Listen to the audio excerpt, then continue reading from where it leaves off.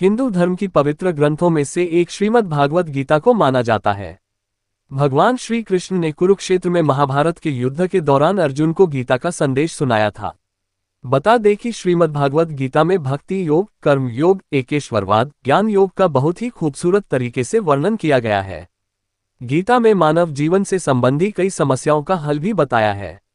व्यक्ति के जीवन में जब कोई समस्या आती है तो उसका हल ढूंढने के बजाय वह भागने लगता है।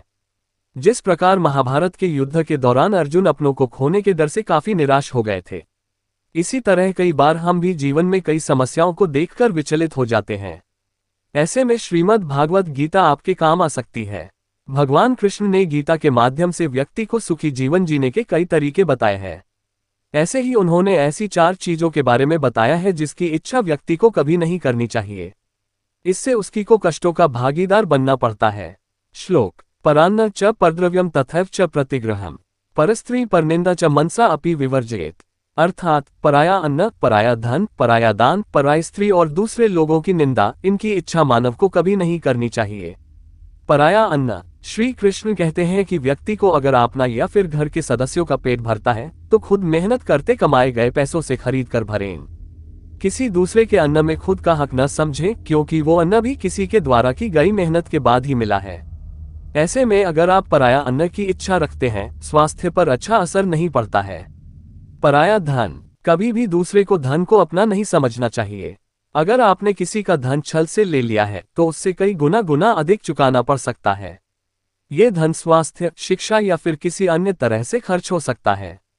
पराया दान: हिंदू धर्म में दान का विशेष महत्व है। दान करने से पुण्य की प्राप्ति होती है।